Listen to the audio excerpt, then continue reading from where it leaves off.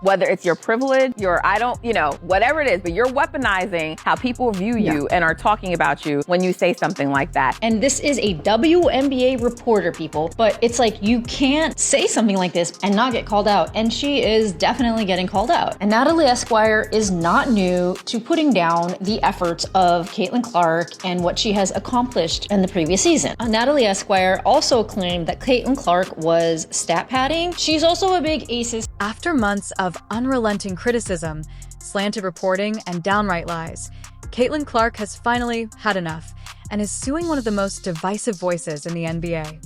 Esquire, Natalie.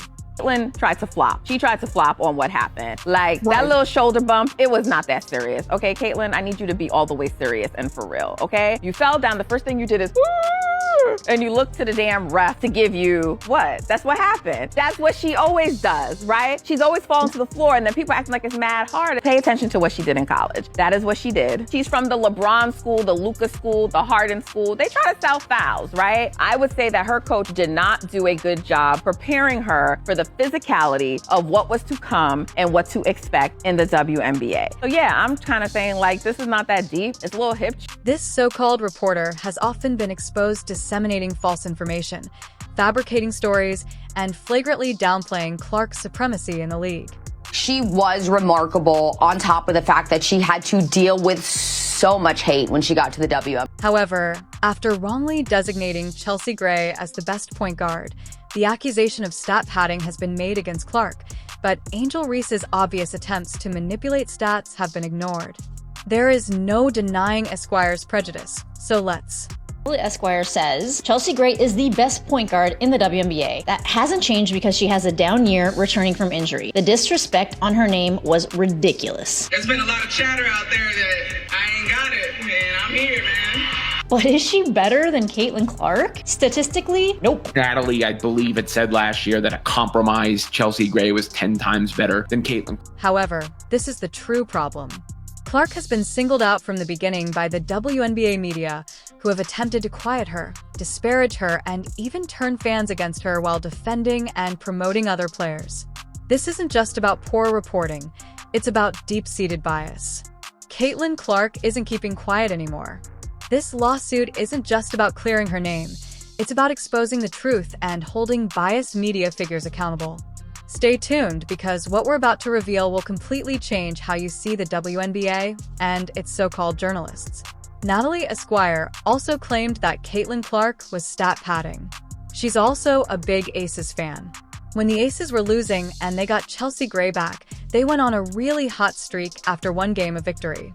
Natalie Esquire also claimed that Caitlin Clark was stat padding. She's also a big Aces fan. When the Aces were losing and they got Chelsea Gray back and they went on a really hot streak, after one game of winning, Natalie Esquire put them from number 6 to number 1 in beating the Liberty, which obviously was not really a good take. Although Natalie Esquire has established herself as a journalist, her record demonstrates a blatant bias towards Caitlin Clark while supporting certain players with false information.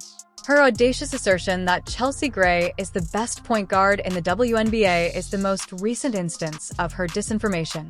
I don't know what it is about Angel Reese, but there's been sort of this narrative that started about the way she dresses. She's always showing too much of her body. It's her body, and it's an amazing body. And if she wants to show it off, she's allowed to do that. The crown she wears is heavy. The way, to me, I think, considering all that comes at her, I think she's handled herself gracefully. At first glance, it may appear to be merely another viewpoint, but when you examine the data, this claim quickly becomes false. Even though Chelsea Gray is a gifted veteran, she has never statistically outperformed Caitlin Clark in her rookie season. In fact, Gray's recent play doesn't even rank among the league's best point guards, but Esquire made a special effort to ignore the numbers and promote a myth.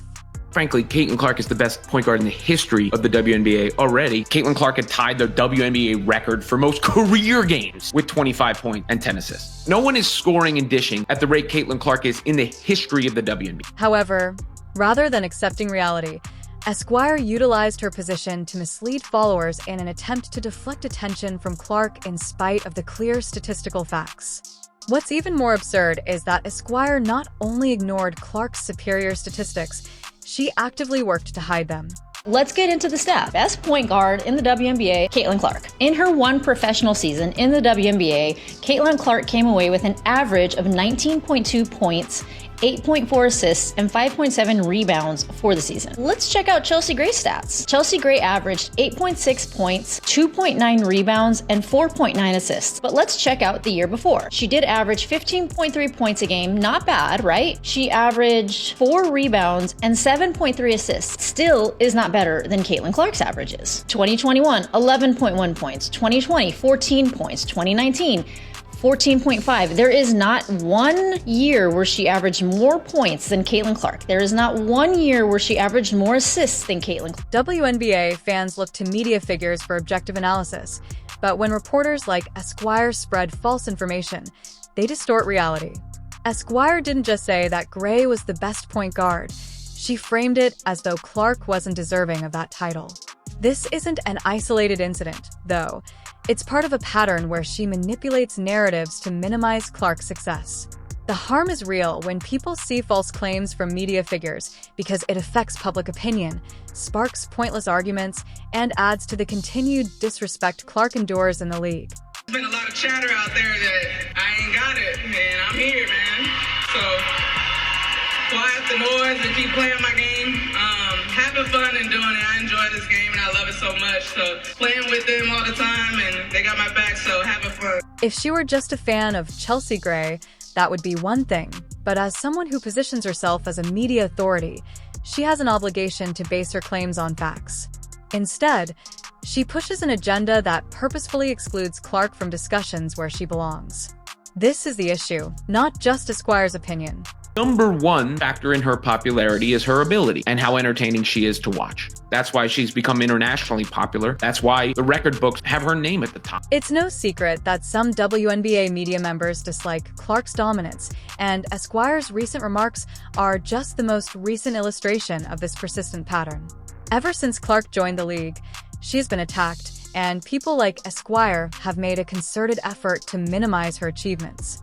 Natalie Esquire is not new to putting down the efforts of Caitlin Clark and what she has accomplished in the previous season. 7 months ago, when the season was in, Natalie Esquire also claimed that Caitlin Clark was stat padding and posted this on her social media account. Are we going to be upset tonight that Caitlin tried to chase the franchise assist record when the game was already won? I have no issue with her doing it because that's normal behavior and actually what many competitors do. This was obviously in her response to a lot of people going off about Angel Reese's double-double stat padding. Natalie Esquire's false narratives about Caitlin Clark began with her recent claim about Chelsea Gray, but this time Clark is retaliating and Esquire's attempt to control the truth is finally catching up with her.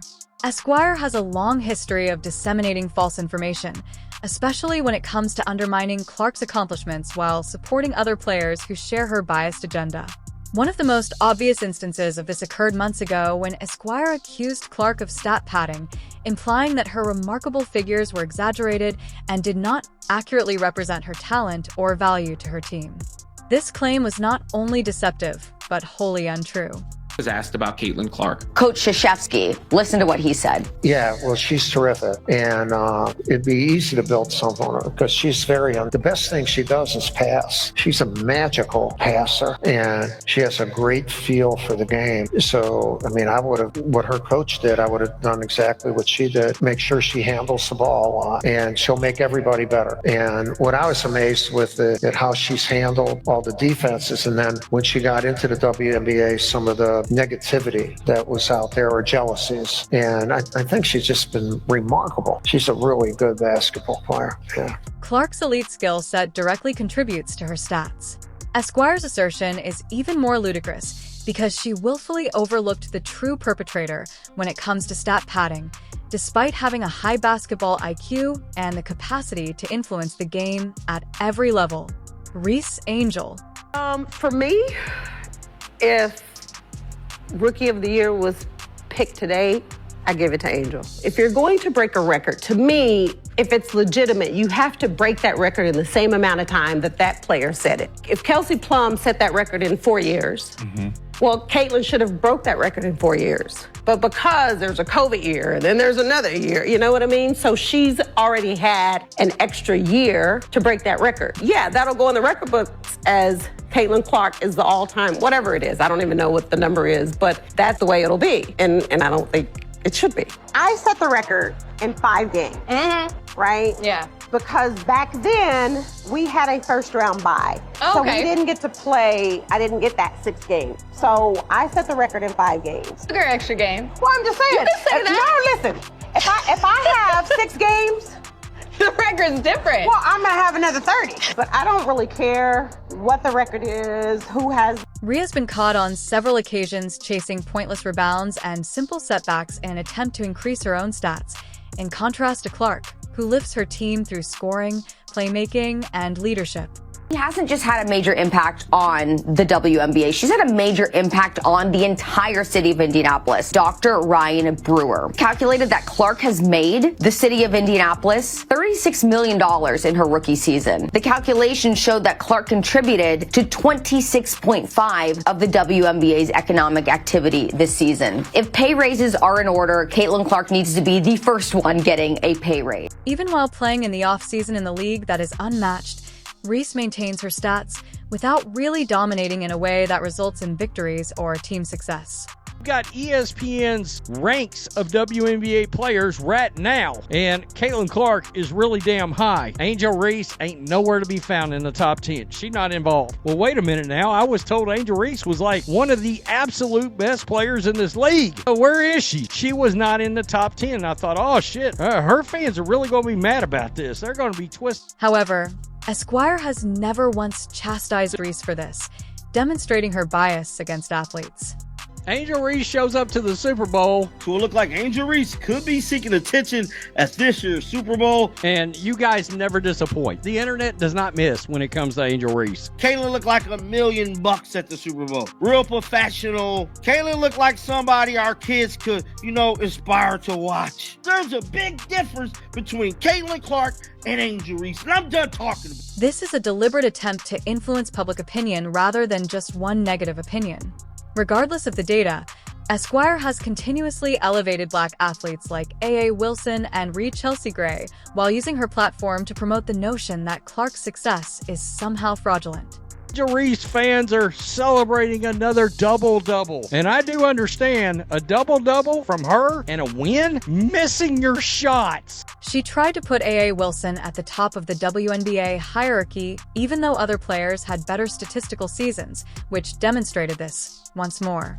The truth is that Esquire wants to present the story in a way that favors particular participants and is not interested in objective analysis. Clark has suffered the most from this, being constantly attacked for doing well in a league that ought to be honoring her accomplishments, while disparaging others. The fact that Esquire is a media personality whose words impact millions of people makes this worse. When she disseminates false information, it influences how players are viewed, how awards are given, and even how some athletes are treated by fans and the league itself. The WNBA has never even been discussed in the past, so to say that you have a celebrity as mainstream and as Taylor Swift is truly amazing when you consider it.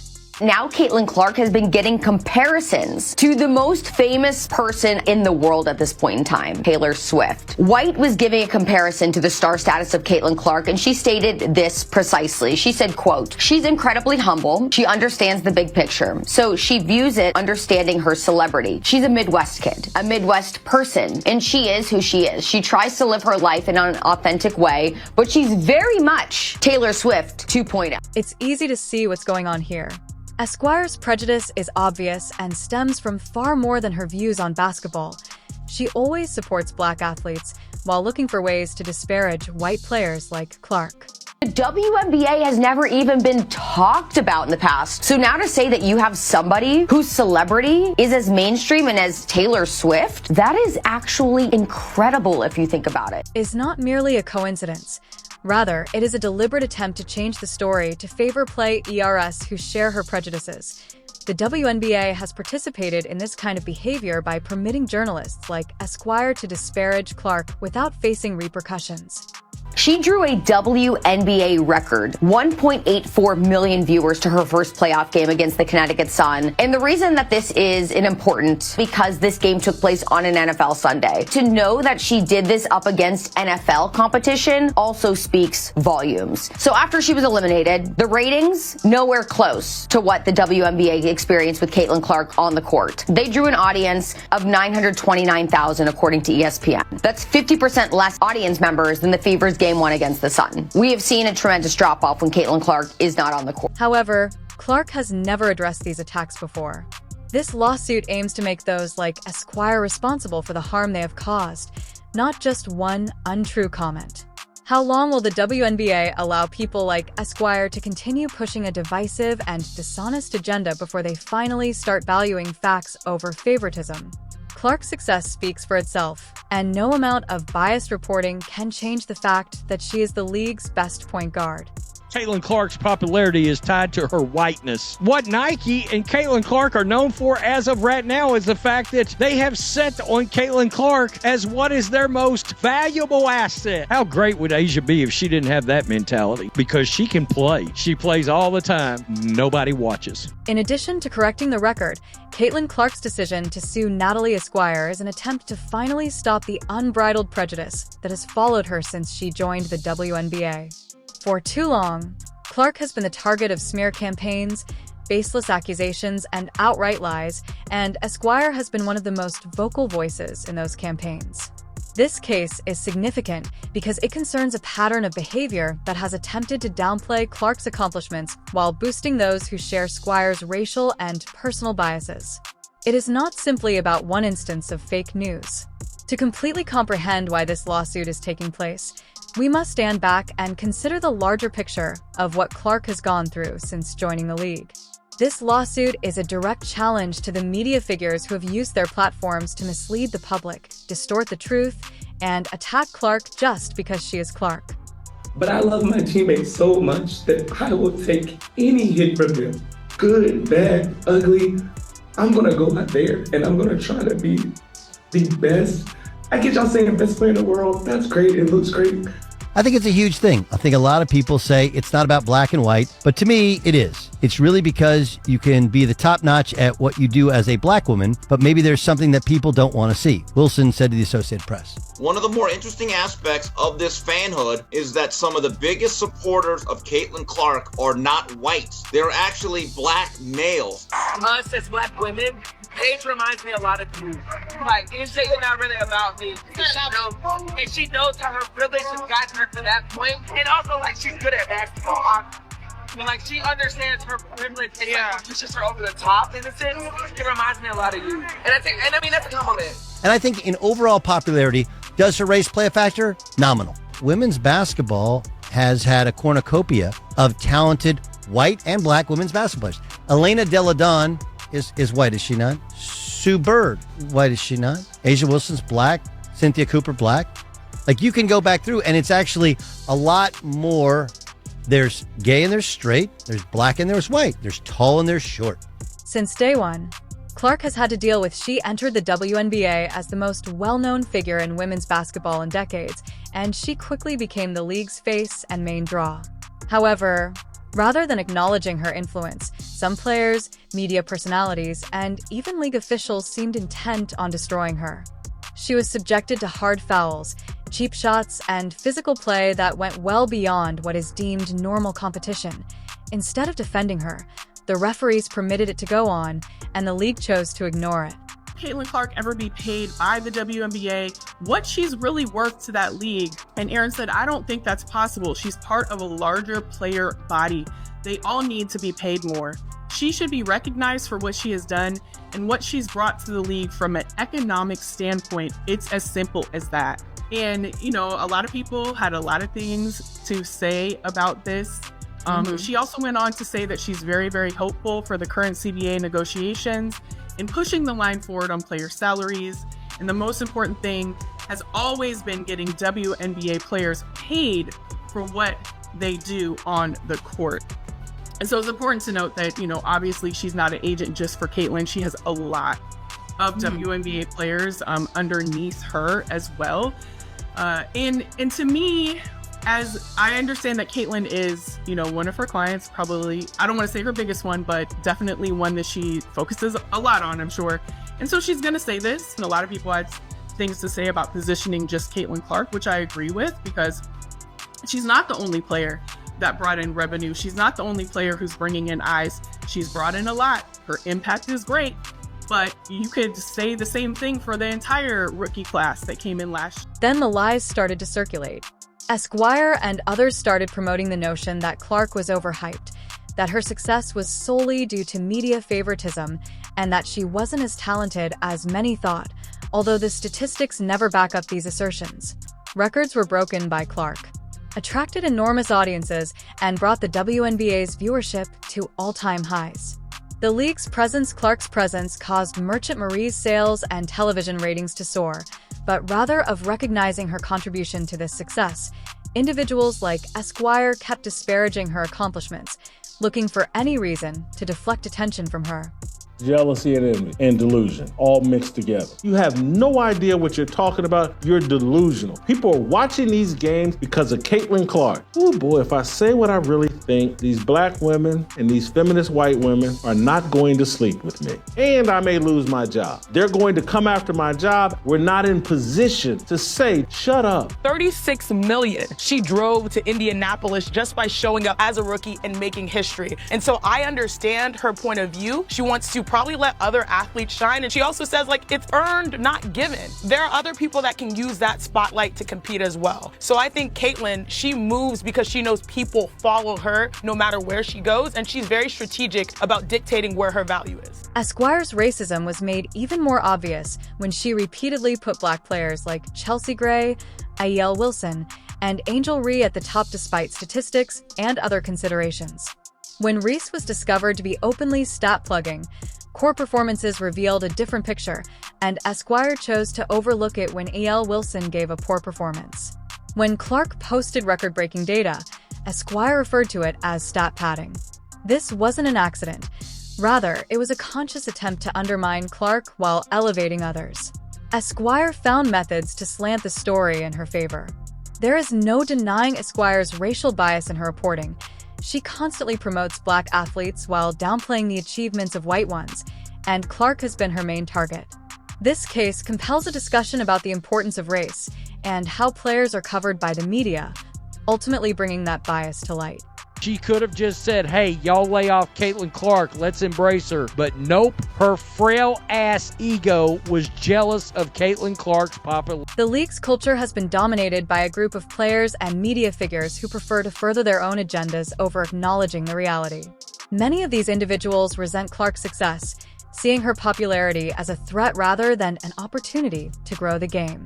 Some have even attempted to frame Clark as an outsider who doesn't belong in the league, despite the fact that she has done more to elevate the WNBA than anyone else in recent history. This makes the situation even worse because the WNBA itself has done nothing to stop this behavior. In fact, the league has allowed it to continue standing by while Clark is denigrated, undermined, and targeted. Caitlyn Clark agent named Aaron Kane is calling for higher WNBA salaries in the midst of the WNBA. It is the Caitlyn Clark effect, I do believe, that has helped to elevate the entire league. So when you look at the salaries league-wide, including Caitlyn Clark's, they're very embarrassed. In actuality, Clark's success upends the league's established power structure. Prior to her arrival, the WNBA suffered from low viewership, little media attention, and unstable finances. Overnight, Clark altered that.